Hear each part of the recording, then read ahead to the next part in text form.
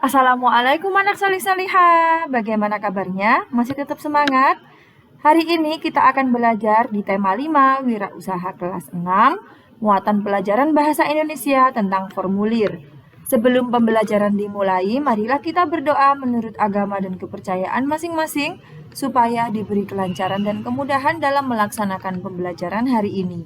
Jangan lupa disiapkan buku dan alat tulisnya. Anak-anak, pasti kalian sudah sering menjumpai dan mengisi formulir. Apa itu formulir? Nah, formulir adalah lembar atau surat isian yang dapat diisi. Contohnya seperti ini. Ada formulir pendaftaran kegiatan ekstrakurikuler. Kemudian, bagian-bagian dari formulir. Yang pertama, ada kepala atau heading. Bagian ini berisi tentang informasi dasar seperti nama, alamat, hingga nomor telepon. Yang kedua, instruksi. Bagian ini berisi informasi tentang cara pengisian formulir. Ketiga, ada badan. Bagian ini berisi data keterangan yang harus diisi secara lengkap. Dan yang keempat, penutup. Bagian ini berisi tentang informasi tempat dan tanggal pengisian formulir dengan nama lengkap dan tanda tangan. Perhatikan gambar formulir berikut ini.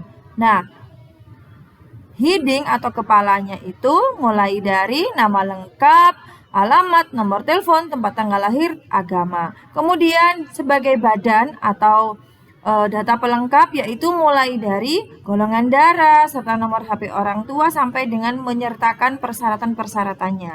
Nah, penutup adalah yang bagian bawah, tempat kita menandatangani serta tanggal, bulan, tahun, dan tanda tangan. Instruksinya bagaimana, Bu? Nah, instruksi itu adalah misalnya di formulir ada seperti ini. Isilah formulir berikut dengan huruf besar. Nah, itu merupakan instruksi, tapi di sini tidak ada instruksinya. Di formulir-formulir lain nanti ada contoh instruksinya. Kemudian fungsi formulir. Yang pertama, mencari informasi tertentu. Kedua, sebagai media komunikasi antara individu maupun organisasi. Yang ketiga, untuk mengumpulkan data. Yang keempat, untuk merekam data transaksi. Kemudian yang kelima, menjadi bukti fisik. Dan yang keenam, mengumpulkan data. Nah, tujuan dari formulir adalah satu, sebagai alat instruksi. Kedua, untuk mempermudah pemberkasan. Yang ketiga, sebagai alat evaluasi. Keempat, sebagai alat perencanaan. Dan yang kelima, untuk memudahkan pemberkasan. Nah, sekarang kita masuk ke jenis-jenis formulir. Yang pertama ada formulir pendaftaran. Berfungsi untuk mengisi kegiatan biodata yang bertujuan untuk mengikuti suatu tujuan. Misalnya kalian mengikuti lomba balap karung di desa. Nah, kalian harus mengisi formulir pendaftaran terlebih dahulu. Yang kedua ada wesel pos, berfungsi untuk mengirim uang kepada seseorang.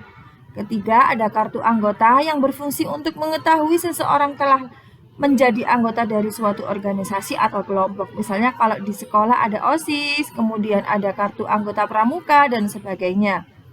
Keempat, ada kartu pos, berfungsi untuk menulis dan mengirimkan surat tanpa amplop. Kelima, ada daftar riwayat hidup, berfungsi untuk menjabarkan identitas pengalaman kepada pihak lain. Nah, ini pada saat kalian mendaftar sekolah, baik TK, SD, SMP, SMA, maupun di perguruan tinggi. Kemudian yang keenam ada slip menabung, berfungsi sebagai rincian penyetoran atau arsip untuk bank. Kalau kalian datang ke bank ditanya, mau apa Bu? Mau setor uang Pak? Nanti kalian dikasih lembaran itu namanya slip bank. Nah, ini merupakan contoh dari formulir pendaftaran seperti ini. Nah, kemudian ini contoh dari wesel pos. Kemudian, nah ini kartu anggota, formulir kartu anggota Ikatan Mahasiswa. Kemudian ada kartu pos, ini contohnya. Nah, kemudian ini ada daftar riwayat hidup, ini biasa digunakan pada saat mencari pekerjaan. Kemudian yang tadi Bu sudah sebutkan itu daftar sekolah, baik TK maupun SD, SMP, SMA. Kemudian ini namanya slip menabung. Kemudian anak-anak, data dalam formulir itu apa saja? Yang pertama ada data pribadi. nama, tempat tanggal lahir, umur, agama, alamat, nomor telepon, dan lain sebagainya. Kemudian ada pendidikan, misalnya pendidikan terakhir, lulusan apa, atau kalian pendidikan sekarang SD. Kemudian informasi tentang keluarga, ada nama orang tua, pekerjaan, alamat, jumlah saudara, dan prestasi atau keterampilan yang telah kalian miliki. Misalnya kalian juara 1 lomba matematika se-Kabupaten Sidoarjo. Kemudian ada petunjuk pengisian formulir. Petunjuk pengisian formulir adalah petunjuk yang dapat memberikan informasi tentang cara mengisi formulir. Petunjuk ini berfungsi untuk mengurangi kesalahan pada saat pengisian formulir. Ini yang disebut instruksi. Nah, contohnya seperti ini. Petunjuk pengisian formulir Klub Sahabat Pena ASEAN. Isilah formulir menggunakan nama lengkap, isilah formulir menggunakan huruf besar, tulis alamat secara lengkap, tulis alamat sekolah secara lengkap, tulislah tujuan mengikuti klub, dan tanda tangan disertai nama lengkap. Nah, ini yang disebut bagian dari formulir instruksi. Keuntungan membuat formulir. 1. Menghemat waktu dan tenaga dalam hal penulisan serta biaya dalam pemakaian kertas.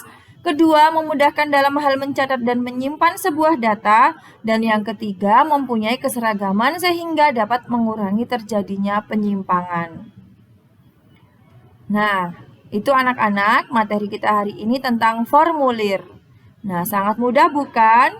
Kebanyakan formulir itu harus diisi dengan menggunakan huruf kapital atau huruf besar. Tujuannya apa? Memudahkan si panitia atau si pengkoreksi dalam menulis data. Karena jika menggunakan huruf kecil, maka tulisan orang-orang berbeda-beda. Ada yang Latin, ada yang kecil-kecil. Nah, itu kurang jelas. Kalau menggunakan huruf abjad atau huruf besar atau huruf kapital, itu kan bisa jelas. Nah, sampai di sini pembelajaran hari ini anak-anak. Jangan lupa tetap semangat belajar berilmu, ilmu yang bermanfaat. Wassalamualaikum warahmatullahi wabarakatuh.